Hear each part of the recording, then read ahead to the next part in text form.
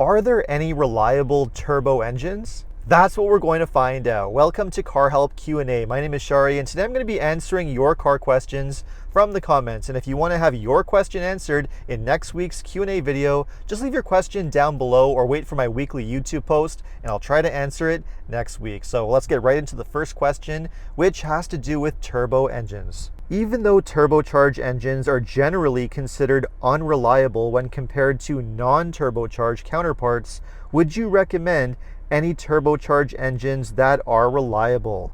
Okay, interesting question. So first off, I absolutely agree that in general, turbocharged engines tend to be more complicated, more problem prone, and less reliable than naturally aspirated engines. That's just the way it is, and almost any reputable mechanic would agree with that. And it really comes down to the fact that turbocharged engines, thanks to having a turbocharger, which puts a lot of heat and a lot of pressure on the engine, ultimately shortening its potential lifespan. There's more parts, there's more things to go wrong that could potentially need replacing, such as the turbo and all of its related components. They're more expensive to work on generally, and they're more finicky when it comes to maintenance because they tolerate shorter oil changes a lot less when compared to a naturally aspirated engine. So just generally speaking, if you have the choice between a turbo and a non-turbo engine, going with the non-turbo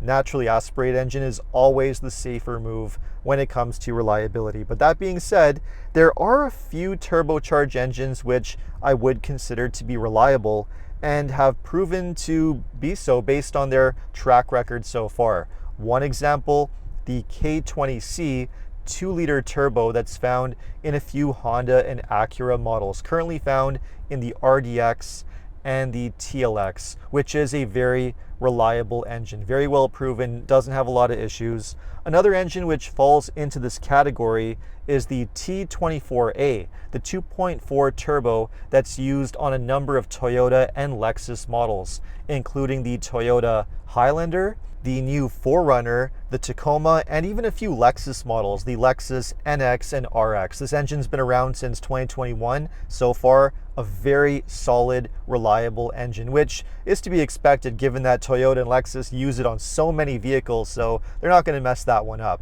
Another good example of a reliable engine, we have the Subaru F824, the 2.4 turbo that's used on the Outback. We also have Mazda with its 2.5 turbo Skyactiv engine that's available as an option on the CX-5, the CX-50. And there are even a few European cars that make reliable engines. The Volkswagen, Audi, Porsche, the EA888, the 2-liter turbo that's used on many models, the Volkswagen GTI and the GLI, the Tiguan, the Audi Q5, and even the Porsche Macan. Another very solid, well-proven engine that's now in its third, fourth generation. And finally, we have BMW with its B48 and B58, the turbo 2-liter 4-cylinder and the 3-liter turbo inline-6, both incredibly well-proven, well-sorted, reliable engines that BMW has been making for over 10 years, now in their third generations, and are very solid engines. In fact, the car that I'm currently sitting in, which you can probably tell is a 2-seater,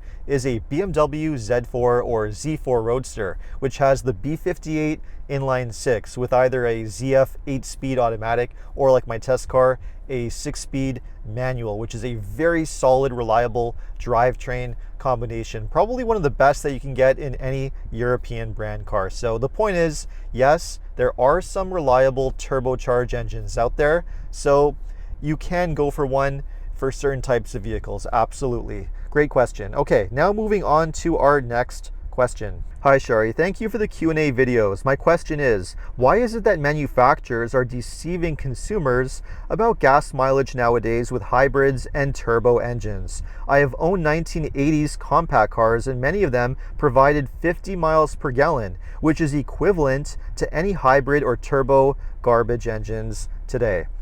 Okay, interesting question, and yes, I know where you're coming from with this one, because if you look at fuel economy alone, when you compare cars from, say, 30 years ago to brand new cars today, there hasn't been a lot of improvement and movement when it comes to the fuel economy numbers. Take, for example, a Honda Civic. Yes, a Honda Civic from 30 years ago would have been able to get close to 50 miles per gallon, which is roughly what you're going to get from a brand new 2026 Honda Civic Hybrid, again around 50 miles per gallon. So where is the improvement there?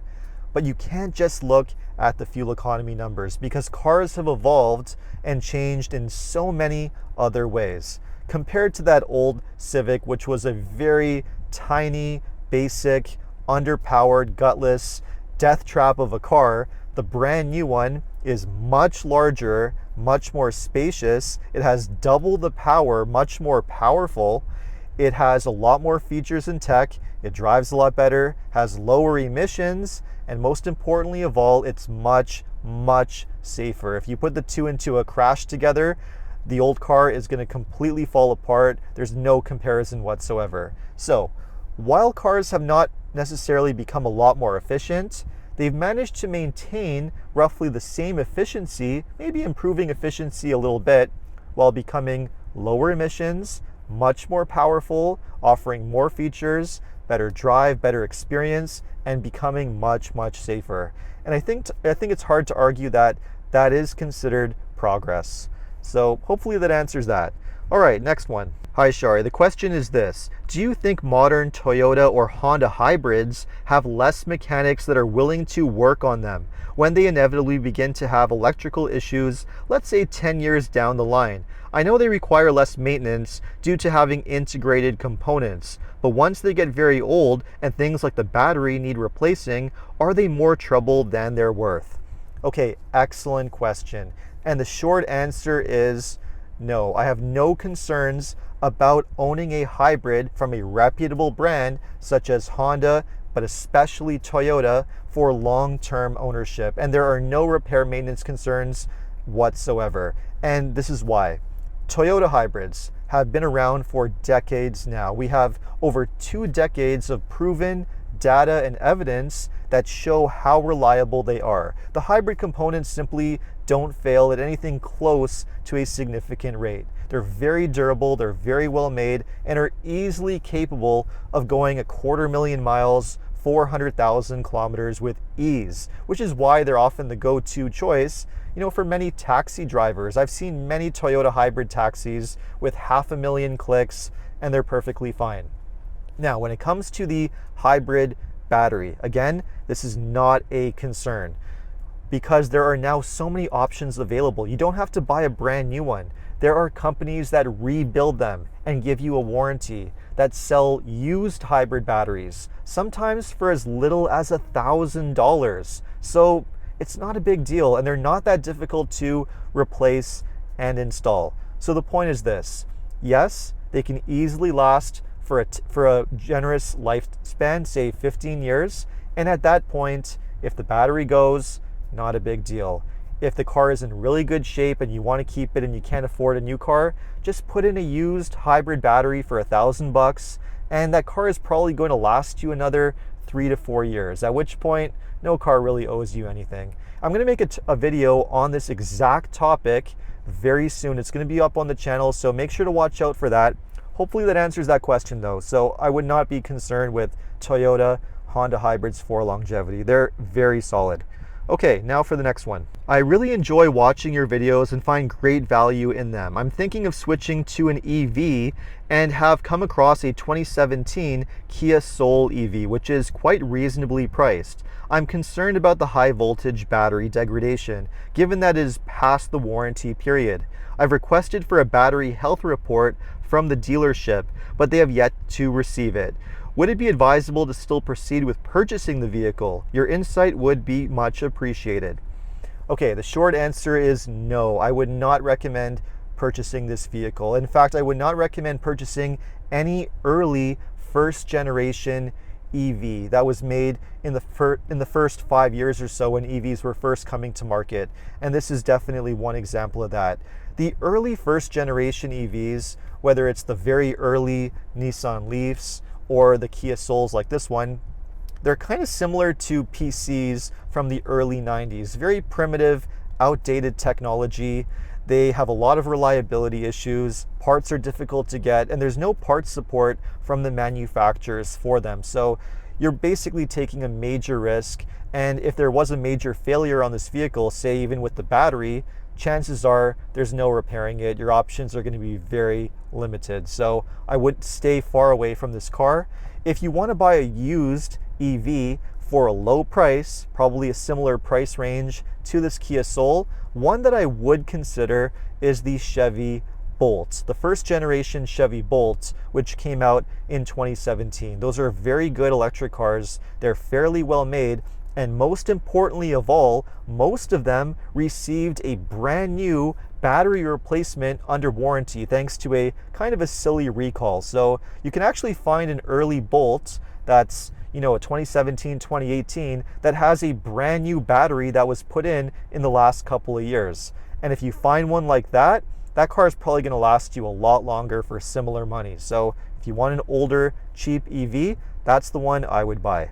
Okay, now for the next question. When I bought a used Honda Civic LX, it came with synthetic oil. The marketing seems to indicate that it lasts much longer than regular oil. Is that true? The tires were also filled with nitrogen gas rather than regular air, which I kind of feel is mostly unnecessary. Is there any truth to the claims about this? Okay, so your first question regarding synthetic oil. Yes, synthetic oil does last longer than regular mineral-based oil. Most mechanics recommend an oil change interval on synthetic every 5,000 to 6,000 miles or every 8,000 to 10,000 kilometers, which is a pretty safe, reasonable interval. Mineral-based oil does have a shorter oil change interval, typically every 3,000 miles, every 5,000 kilometers. Now, regarding the nitrogen, that is absolute, total, bogus nonsense. Nitrogen tire inflation does nothing at all. And any dealership that tries to sell you nitrogen tire inflation, well, that's an absolute scam and a red flag that's a dealership you should not be dealing with, because it's total nonsense. It's just a dealer profit maker junk fee. Don't believe it. I mean, regular air is almost 80% nitrogen. So what's nitrogen tire inflation that you're paying for? Absolute nonsense. So just stay away from that.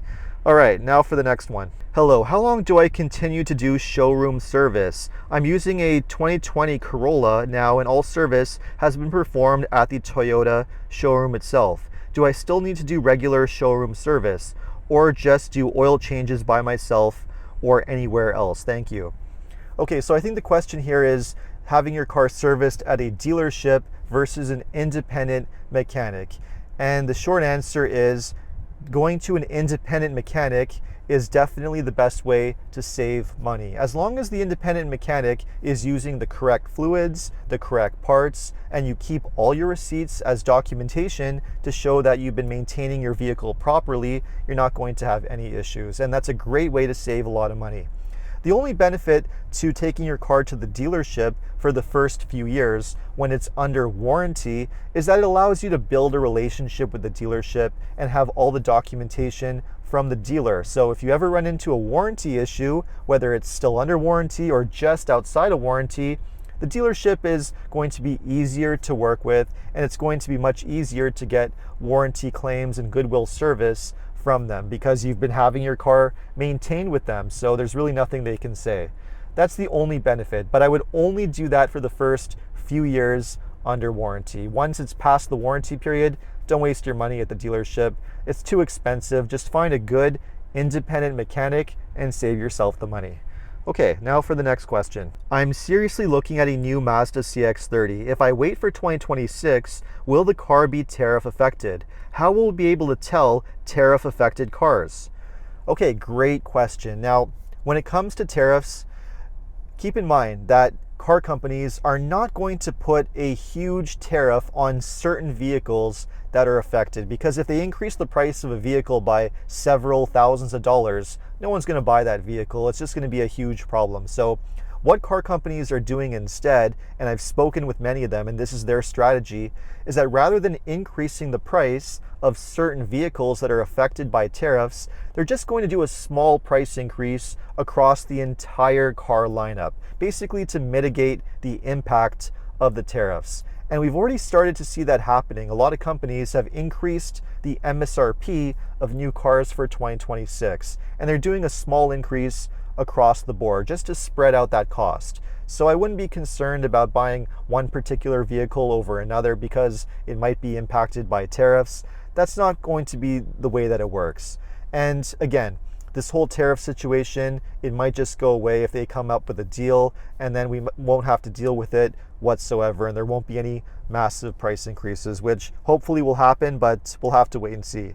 All right, let's go to our next question now. Hi, thank you for all your hard work. Next question, I'm looking for a mid-size SUV. Due to the situation in Toronto, Honda and Toyota is not an option since car thieves are always on the lookout. I know Mazda stopped producing the CX-5 and CX-50 due to the tariffs. I am looking at the Kia Sportage or the Hyundai Tucson. What are your thoughts on these? Is there anything else that I might be missing from the picture? Okay, first of all, I would say don't let car theft be a deal breaker for you, especially when it comes to Honda or Toyota, because these are excellent vehicles. They offer the best value, best reliability, and all things considered are excellent choices. So keep in mind, auto theft, it's a situation that's changing. The numbers are coming down, it is getting better, and today's most stolen vehicles might not be the most stolen vehicles tomorrow. So don't let that be a deal breaker, number one. Number two, the Mazda CX-5 is available in Canada. It's still being imported to Canada because it's made in Japan. It's only the CX-50 that's not available in Canada right now because of the tariffs, and that could change. But the CX-5, it's still an option. You can still buy one, and still one of my top recommendations. Great SUV. Another SUV you can consider that's very similar, you have the Subaru Forester, also made in Japan, also not affected by tariffs, and a very solid, reliable SUV. And then below those two, I would put the Hyundai Tucson and the Sportage, particularly the hybrids, which are pretty good SUVs too. So you do have a lot of options to consider. And if you are, and you mentioned that you live in Toronto, so I better throw this in, make sure to sign up to carhelpcanada.com, get a membership, because we negotiate the price for you at the dealership and make sure you get an excellent deal, and we can refer you to a dealer in the city. So take a look at our service because it can help you save some money. All right, let's go to our next question. Did you give your Mazda to your parents? If so, how do they like it? So yes, the Mazda 3 that I owned for a couple of years that I bought brand new, I did give it to my parents. I just basically gifted it to them. They needed a new car, and I just took their old car, which was a 2002 Infiniti i35, which I'm currently driving a little bit. I just leave it behind in parking lots basically when I'm testing new cars week after week. So my parents love the car. They love the way it drives, the style, everything about it. So it was a good move. They're really happy to have a brand new car, and I'm happy that I gave it to them. And I really don't have any need for a brand new car right now because I'm so busy driving new cars to make videos for this channel. So it basically worked out well for everybody.